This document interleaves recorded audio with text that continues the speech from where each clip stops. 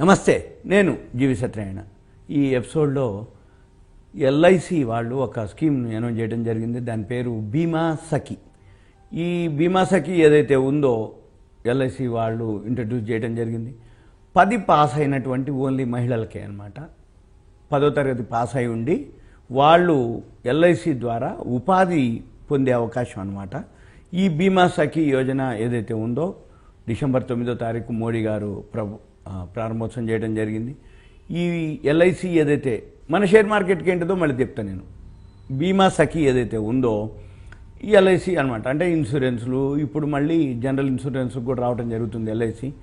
ఈ బీమా సేవా సంస్థలు ఏదైతే ఉందో లైఫ్ ఇన్సూరెన్స్ గవర్నమెంట్ ఆర్గనైజేషన్ కాబట్టి కొత్త పథకాన్ని ప్రవేశించడం జరిగింది. ఇది డిసెంబర్ 9న హర్యానాలోని పానీపట్లో ప్రధాని నరేంద్ర మోదీ గారు ఎల్ఐసి బీమా సఖి యోజన పథకాన్ని ప్రారంభించడం జరిగింది. ఈ సందర్భంగా మహిళలకు నియామక పత్రాలు కూడా అందజేయడం జరిగింది.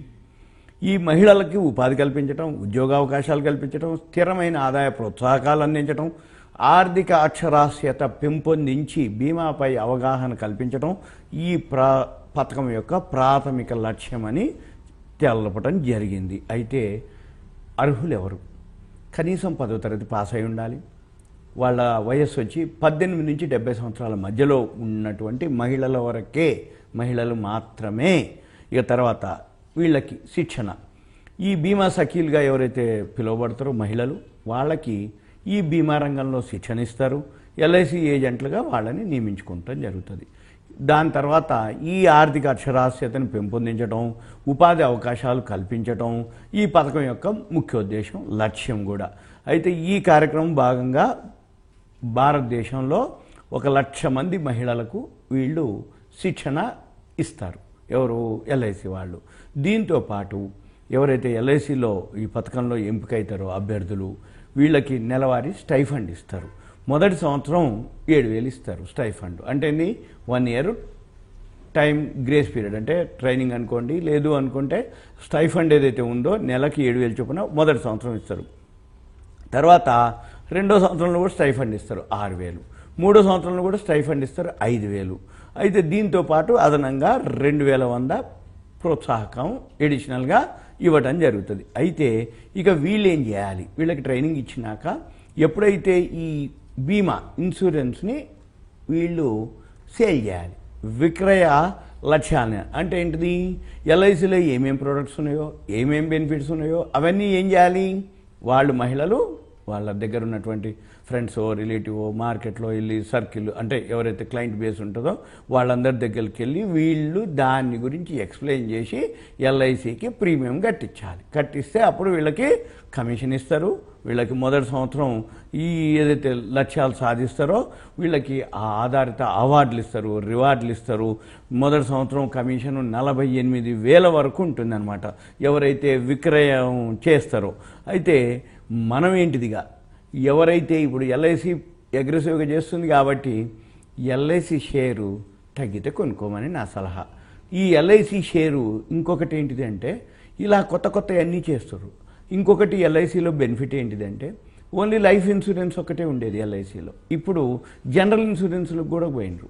అంటే వేరే ఏవైతే వెహికల్ ఇన్సూరెన్స్లు, పర్సనల్ యాక్సిడెంటల్ ఇన్సూరెన్స్లు ఏవైతే ఉన్నాయో అది ఎల్ఐసి కూడా చేస్తుంది. ఇప్పుడు ఈ మహిళలు ఏదైతే ఉన్నారో వీళ్ళకి 1,00,000 మంది మహిళలకు శిక్షణ ఇస్తే మళ్ళీ ఈ 1,00,000 మంది తర్వాత క్యుములేటివ్ అవుతారు, అంటే పెరుగుతూ పోతారు. ఇక తర్వాత మార్కెట్ ఎప్పుడైతే పెరిగింది అని అంటే మ్యూచువల్ ఫండ్స్, ఎస్ఐపీలు పెరిగినాయి అని చెప్తారు. కాదు, దాంతోపాటు అసలు ఈ మ్యూచువల్ ఫండ్లు, ఎస్ఐపీలు పెట్టుబడి పెట్టేది ఏదైతే ఉందో ఎల్ఐసి అంతకంటే ఎక్కువ పెట్టుబడి పెడుతుంది కంపెనీల్లో.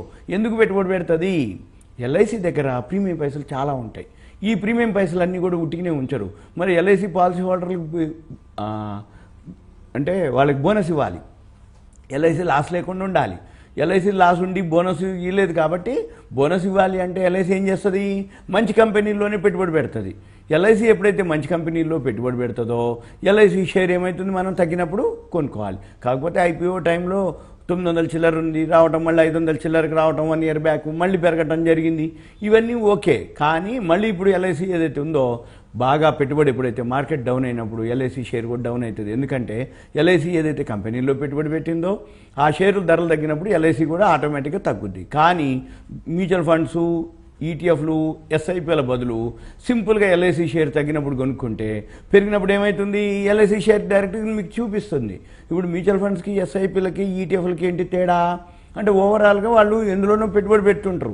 ఒకటి పెరుగుద్ది, ఒకటి తగ్గుద్ది. ఓవరాల్గా అనేది తెలియదు, ఏ కంపెనీలో ఎంత ఉంది అనేది తెలుస్తుంది, కానీ మనకి అగ్రెసివ్గా ఎంత పెరిగిద్ది అనేది. అదే ఎల్ఐసి షేరే కొనుక్కున్నాం అనుకోండి, పెరిగింది తెలుస్తుంది, తగ్గింది తెలుస్తుంది.